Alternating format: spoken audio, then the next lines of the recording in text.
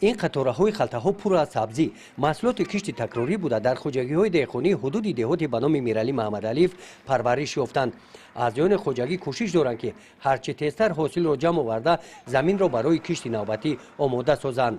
در جماعت دیهاتی به نام میرعلی محمدعلیف 39 گکتار کشت تکراری سبزی گذراندیم. عین حال با جمع‌آوری کشت سبزی مشغول هستیم.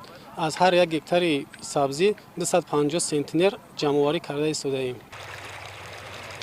در حدود این جماعت دهات زمین هایی که از محصولات خالی کرده شدند مثل این زمین علاقه خوجگیداران و جای آن کشت تیرماهی گذرانیده با نامساعد آمدن هوا برای نگاه داشتن نمناکی آبمانی زمین ها را براه ماندند. موافق دورنما در جماعت دهاتی به نام میرعلی محمدعلی 1600 گکتار کشت تیرماهی غلط‌دانگی ها گذرانیده شد که علل خصوص 500 گکتار در زمین های کورمی آبی عین حال باشد. کشتی غلط‌دانه در زمین‌های کورمی آبی به پورگی اجرا شد و بنابر سبب نامساعد آمدن باد هوا امروز در میدان 500 گکتار همه خوجگیداران آب سبزیش را داده ایستادند.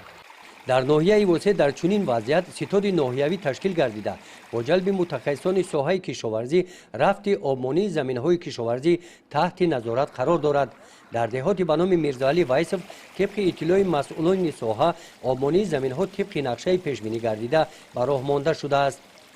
این زمان در جماعت میرزاعلی وایسف در 1740 گکتار زمین کشت غلط‌دانه گذرانده شده است که از آن 620 گکتار زمین نوین میباشد. تا امروز 1680 گکتار زمین کشت کرده شده، کشت غلط‌دانه گذرانده شده.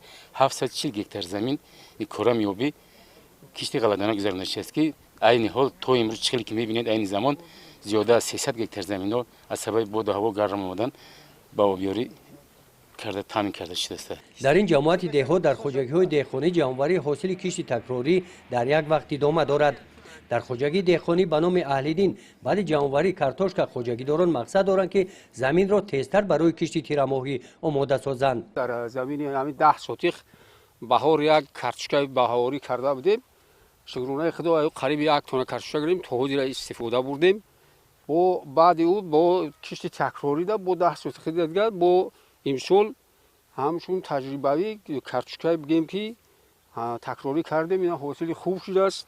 تو کارتوشک نو خدا خواهد ایام استفاده میبریم.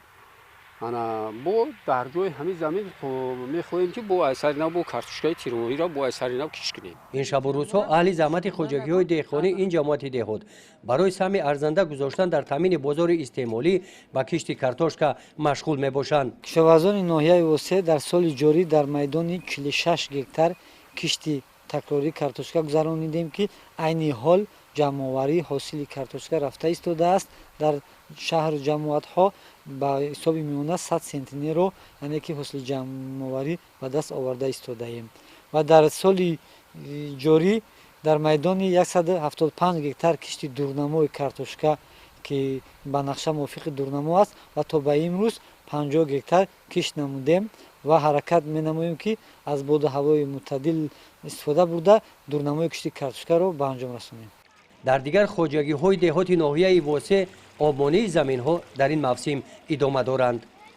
گزارش خواجه نظریف خدای نظر ظهوروف از ناحیه واسه برای برنامه اطلاعاتی نوید.